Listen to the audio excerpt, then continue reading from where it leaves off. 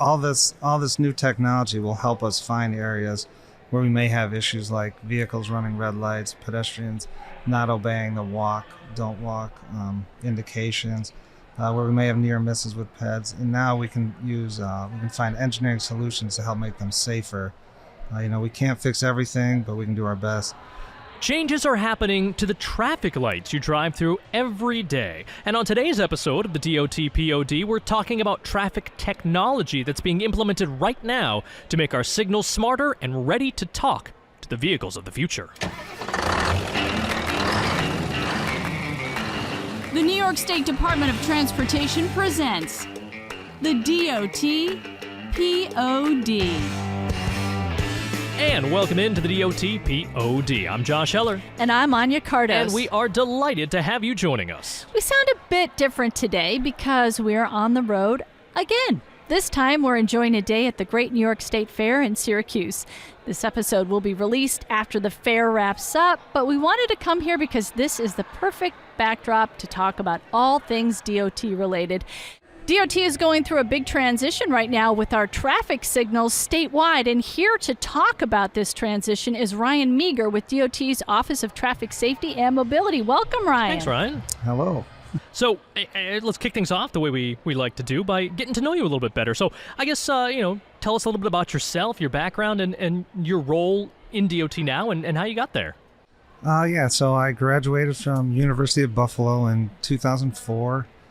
Worked for a consultant for a year, then came to the DOT in Syracuse in 2005. I'd been with traffic the whole time. Started as a junior engineer doing signal studies, became the signal crew engineer in charge after that, TMC manager, ITS coordinator. Now I'm the assistant regional traffic engineer, but all along I keep ending up back with traffic signals. So we got a good group in Region 3. Our signal crew's good. I enjoy working with our lab in Albany, main office in Albany, so it's and Region 3 is right here in Syracuse, right where you are. Yep. This is home turf for you. Sure is, yeah. Now, as I mentioned about a minute ago, across the state, the Department of Transportation is in the midst of a huge effort modernizing, is this correct, 6,500 traffic signals statewide? Yeah. So what is prompting the department to do this at this time? Technology is evolving pretty quick. We just want to make sure our signal controllers are capable of processing this technology. So we're upgrading our controllers. We need to make sure our cabinets are big enough to handle the additional processors that come with the new detection technology. Our higher power controllers are collecting more data, so we need more space in the cabinets for all that. We're getting new modems so we can access that data remotely. And again, that also has to go in our cabinets. And then right now we're also in the final stages of preparing a contract to help us modernize our transportation system management and operations control software. So this contract will be a statewide contract to support our TMCs, our traffic management centers, and our traffic signals across the state. Currently it's 2 systems. It'll become 1 system. So we're updating that, and then it's also going to update some of the equipment in those 6,500 signal controllers. We're going to be updating the CPUs, the central processing units, and all our controllers so we can take advantage of all the new technology, like connected vehicles and stuff like that. You mentioned so many things like modems and all this other stuff. What does that basically mean, though? Like I can understand. You said you gather data. What kind of data are you gathering, and how is that being utilized? So we can get turning movement counts. So we have detection zones we can set up with this new non-intrusive detection that we're using. It's the cameras, the radars, so we can instead of loops in the pavement, physical loops in the pavement, we can just meaning go on. they censor Yes. vehicles under the pavement, correct? Yep, that's kind of the old way of doing things. The new way is non-intrusive, so we can just go on our computer screen. We draw like a rectangle, and that's our new way of detecting vehicles. Why is any number of reasons, but talk about why that's such a benefit, not having to, anytime there was any issue with the loop, that's closed lanes. That's, you're digging up asphalt. I mean, it's a project, as opposed to now you just go up and fix the camera. Yeah, so really safety, safety's number one for us. So now instead of multiple crews in the road for multiple hours cutting loops, like you said, it's send a small crew out and install a camera. Usually we can do that out of the road, so we're not even in the road, to install a camera. And then when we have construction projects, we can just log into it on our computers and just move the zone left, right, add, subtract, whatever we need to do without being in the road. So it's a benefit for safety, cost. We're not replacing loops every time they repave the road, stuff like that. Yeah, you're talking about taxpayer dollars, money being saved. What are we going to see, though, like as just motorists? What kind of changes will we see? Because these are obviously going beyond just, green, red, and yellow lights. It's all about the technology. Will we notice anything different as drivers? So we can add more detection zones. So typically maybe there's only vehicle detection on the side streets, and the main line may not have any detection because there's always cars. Well, now with this one processor, we can add as much detection as we want. So we can put it on all the approaches. So the signal should be more efficient, less delay. Are you talking about pedestrians and cyclists too being detected as well? So some can detect cyclists. Pedestrians is still a little hard because we don't know which way they want to cross. But we can detect that they're in the area. We just don't know where they're crossing. But one thing we're looking into is passive pedestrian detection, to where we can detect the ped, and we're just trying to figure out how to put the call in. So normally we want peds to push the button. When they push the button, that means we can guarantee they'll get enough time to get across the street. But we see a lot of times peds don't push the button, or they press it and then they don't wait for the cross, the walk sign, they just cross. So now we can eliminate the button part, and the non-intrusive detection will pick up the ped and put the call in for it. Because pedestrians sometimes are just taking that extra step. Yes. All right.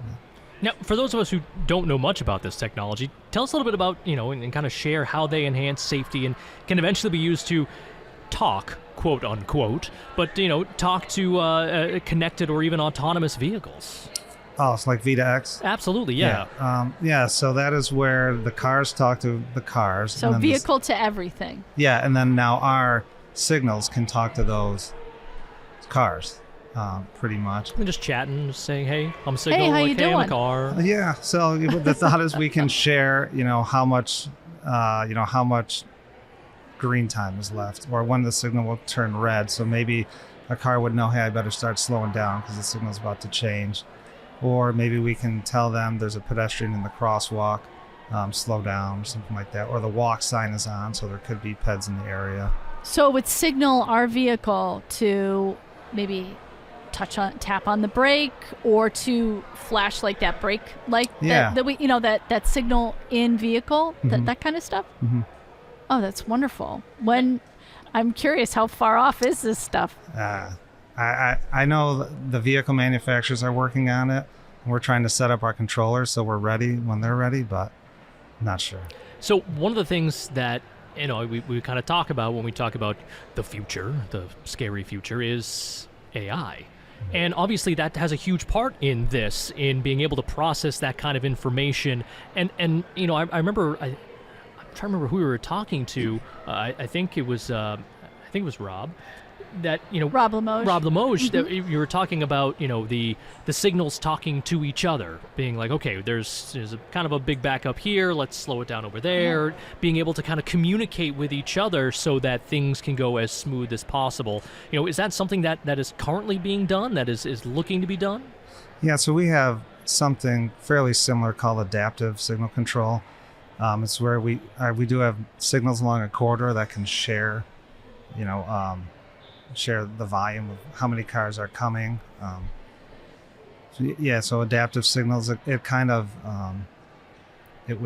signal timing can change throughout the day based on current traffic volumes. And that's not something that someone sitting there would have to do, even if sitting at a computer screen. That's something that would just just happen. Yeah, correct. So the old way is we would set up, a time of day plan, and it would change based on that time of day plan. Where this, we just give it a parameter, a range of green time, and it just does its thing based on current traffic conditions. So getting back to this full transition across the state with these 6,500 traffic signals, how does this fit into the department's ultimate goal for zero fatalities on our roadways? Because that is the main focus, right? Yeah. So all this new technology will help us find areas where we may have issues like vehicles running red lights, pedestrians not obeying the don't walk indications. Where we may have near misses with peds, and now we can find engineering solutions to help make them safer. We can't fix everything, but we can do our best just to build out a system that will help minimize the risk of getting towards zero deaths at our intersections. You mentioned, people at one time, sitting at a screen. Talk about the TMCs, right? The traffic management centers. Doesn't matter how automated these things can be, there's always going to be that human element of it. How do these centers facilitate greater safety with our traffic signals and just in kind of general terms? Yeah, so our TMC here in Syracuse, they're staffed 24/7, 365. They do a great job, not just Syracuse, but all over the state, keeping motorists informed of highway conditions, just trying to keep people safe by putting out messages to the public. But signal related, usually they handle our signal issues in two ways. We get a lot of calls from the public or 911 centers just reporting issues, but they have access to our ATMS system with alarms and notifications, so we can set up automated alerts for certain signal issues that'll get sent right to our TMC, signals on flash. We may have stuck detection, something like that, and the TMC gets alerted, and then they would dispatch our signal crews to go take care of those issues. And then they also, a lot of times, signals run 24/7, so our crews are always going out, sometimes middle of the night, a lot of times they go alone. So we use our TMC to monitor kind of where our crews are with the GPS in the vehicle just to make sure they're safe. I think we talked about this in a previous episode, but, we're talking about signals, but things will happen and sometimes signals go dark. Mm-hmm. From your perspective, first of all, I kind of two things. First of all, for the traveling public, what should they do when they come across a dark signal? And secondly, how do you go about in trying to get those back online? Thank you for asking that question, by the way, because I have seen this so many times where nobody really knows what to do. So now's your chance to tell the world. So if you see a dark signal, treat it as a always stop sign. Right. I like that. Yeah. Stop. Look. Stop. Mm-hmm. Be patient. Yeah. It does not mean not mean fly through. No. So when you get alerted, when the TMC gets alerted, or that there is a light out, what is kind of the protocol at that point? So the TMC will usually check the utility company's website to see if there's a power outage. Or if someone calls in, they'll ask, hey, is there power on the area? Is there power out of your house? Stuff like that. And then they'll dispatch our crews, and then based on the location of the signal, the duration of the outage, then we'll decide if we need to go generate that signal. So we can hook up generators to the signals to get them going again. All of our signals have generator transfer switches at it, which allow us to hook a generator. Oh, so even if power's out in the area, you can get the signals back online. Mm-hmm. That's fantastic. What's the timeline for this conversion across the state with traffic signals? So the modems that we're trying to upgrade, that's about a 3-year plan. And then the upgraded equipment within the controllers is about 5 years. And when did it get started?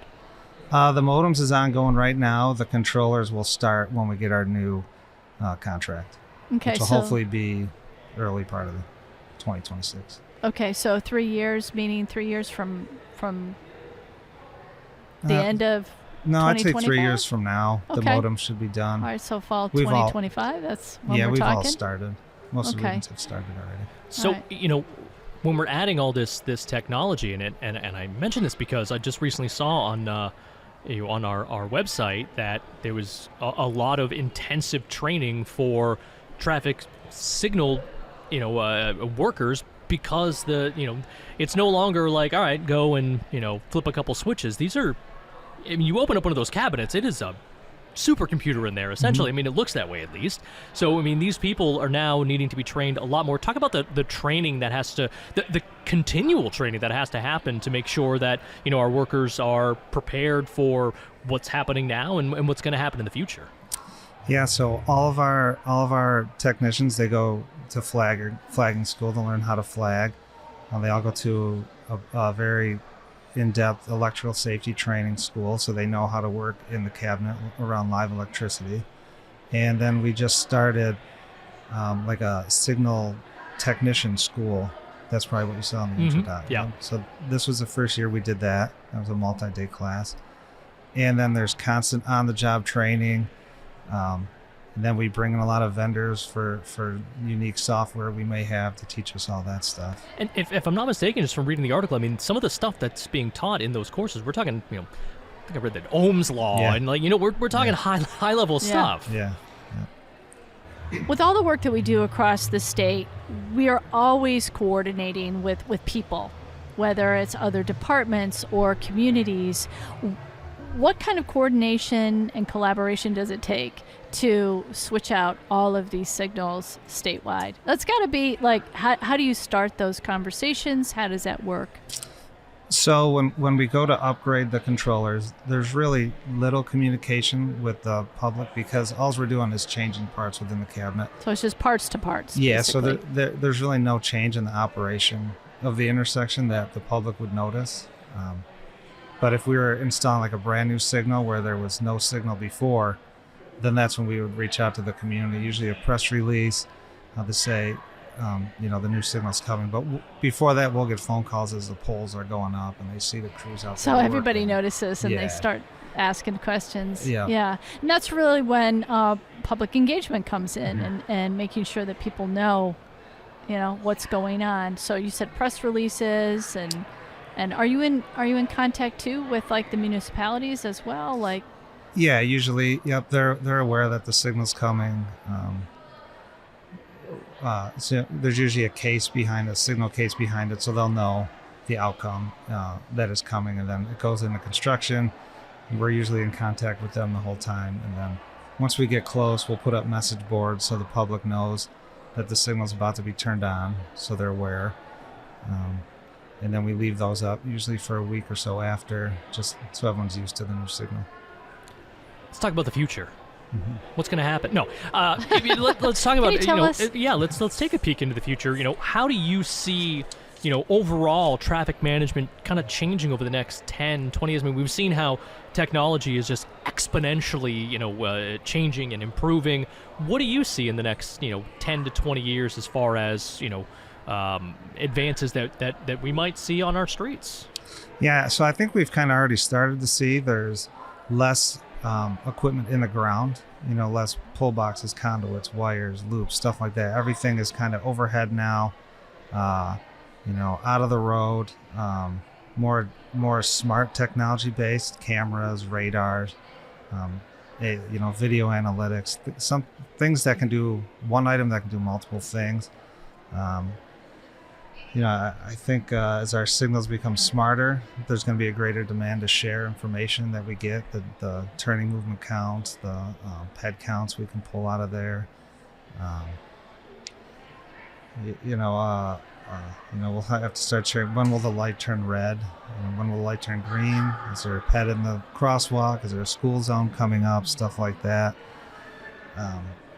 We have a signal right out front of the fairgrounds that's ours that every year we have to adjust timing to because of the fair. I figure someday there'll be that signal will get smart enough to know every 2 weeks in August we gotta get Exactly. we need more green time in the morning coming towards the fair and more green time leaving coming out of the fair. So then I think as we push out more information to vehicles, maybe less dependency on the roadside infrastructure. We have like permanent VMS boards. If we can put that information on your dashboard or your infotainment center, I'm sure there'll be less infrastructure we need to maintain. Sure.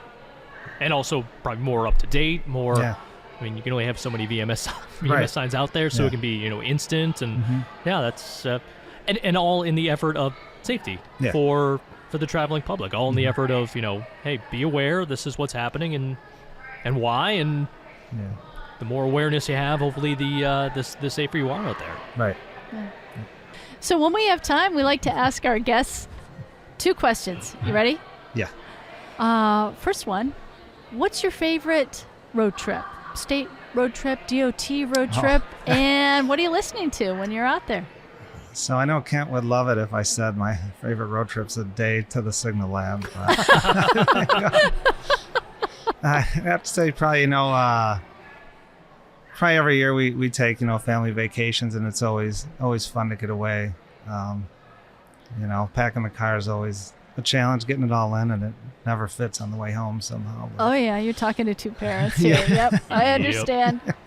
yeah, that would probably just getting out every summer. Do you have any particular away. place you guys go, or So we usually go to Old Forge every summer, and then we usually rent a camp on Cayuga Lake. very nice, very, Very nice. nice. What you listen to? What are your tunes when you're tripping? So I'm a big Metallica fan, so Oh, that's like that, always like sprinkled that, in yep. there. Love Metallica. Love Metallica. Yeah, that's usually my go-to. Then usually a mixture of everything else. Excellent. No argument here. No argument here. I saw them in concert back in 2004. nice. Summer Sanitarium 2. Yeah. Gillette Stadium. Long time ago. I'm I jealous. think I was there actually. Yeah. I you do. kidding me? Yeah, Oh, that's awesome. I do. Yeah. I have the T-shirt to prove Yep. it. Outstanding, Ryan. I like it. I like it. Yeah.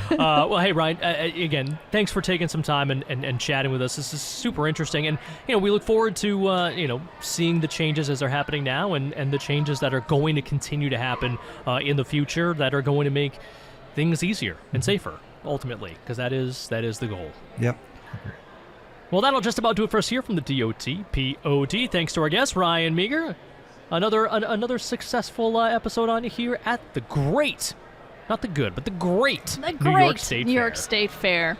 Yeah, this was a really fun one. I love, as you said, tell us about the future. I like being able to open the window and see what's ahead of us. Absolutely. It's pretty cool. Absolutely. Let's see if we're right. That's Listen, right. I mean, you did have a magic 8 ball. That's helpful. Yep. But who knows? Who knows what the future holds for us here at DOT?